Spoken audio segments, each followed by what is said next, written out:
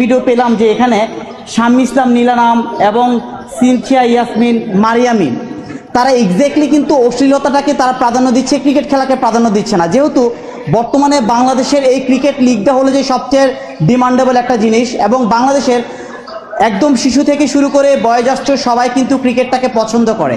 সেই পছন্দের প্রেক্ষিতে আমরা কিন্তু সবাই পারিবারিকভাবে ক্রিকেটটা দেখতে চাই। কিন্তু এই সেলিব্রিটি ক্রিকেট লিগ 2025 নামে যে অশ্লীলতা ছড়িয়ে পড়ছে সেই ক্ষেত্রে কিন্তু আমরা পারিবারিকভাবে ক্রিকেটটা দেখতে পাচ্ছি না এবং কি ক্রিকেটের কিন্তু মান ইজ্জত নষ্ট হচ্ছে। কারণ এই ক্রিকেটের নামে একটা মেয়ে আছে এখানে, আপনারা সবাই জানেন মারিয়ামিন, উনি এক্স্যাক্টলি ক্রিকেট খেলতে গিয়ে একটা অশ্লীল ড্রেস পরে উনি নিজেকে শো আপ করছে এবং উনি বলছে যদি ফিগারে যদি না দেখাতে পারি তাহলে কেন খেলতে আসলাম।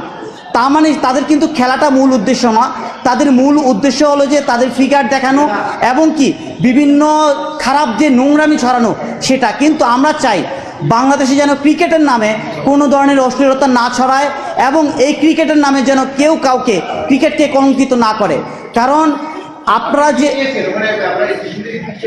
আমরা চেয়েছি এখানে যে প্রবীণ রহমান চৌধুরী আছেন, গিয়াসউদ্দিন সেলিম আছেন, তানিম রহমান অংশু আছেন, তারা হলো মেন্টরস।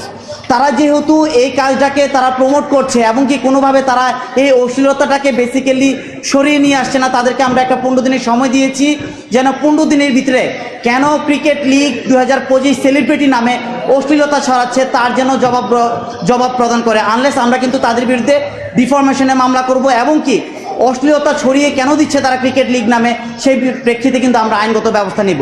শুধু তাই নয়, এখানে বিশেষ করে মারিয়ামিন, সিনথিয়া ইয়াসমিন, কেয়া পায়েল এবং নাদিয়া এবং আলিশা মডেল এবং আমাদের যে যারা বলছে যে বর্তমানে রানিং মডেল শাম্মী ইসলাম নীলা, ওরা কিন্তু বেসিক্যালি ক্রিকেট লিগ নামে যে প্র্যাকটিস করতে যায় বা খেলতে যায় তাদের ড্রেস আপের কোনো ঠিক নেই। আপনারা কিন্তু দেখেছেন অনলাইনে তাদের ড্রেস আপের কোনো ঠিক নেই, অর্থাৎ তারা ক্রিকেট খেলার নামে কিন্তু ক্রিকেটটাকে কলঙ্কিত করছে এবং কি তারা এই বিষয়টাকে কলঙ্কি হিসেবে ক্রিকেটটাকে নষ্ট করছে। তাই আমরা সবাইকে লিগ্যাল নোটিশ পাঠিয়েছি আগামী 15 দিনের ভিতরে কেন ক্রিকেটের নামে অশ্লীলতা ছড়িয়ে দিয়েছে সেই জন্য 15 দিনের ভিতরে যেন আমাদেরকে এই জবাব প্রদান করে। আনলেস আমরা 15 দিনের পরেই কিন্তু তাদের বিরুদ্ধে আইনগত ব্যবস্থা প্রদান করব।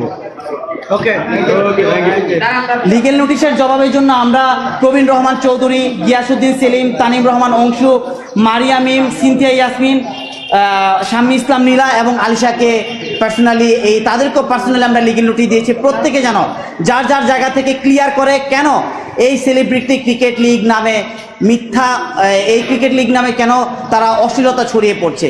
বেসিক্যালি এই 7 জনকে আমরা লিগেল নোটিশে জবাব প্রদান করার জন্য মেনশন করেছি এবং 7 জনের বিরুদ্ধেই পার্সোনালি আমরা লিগেল নোটিশ শো করে প্রিন্ট করেছি। সরি,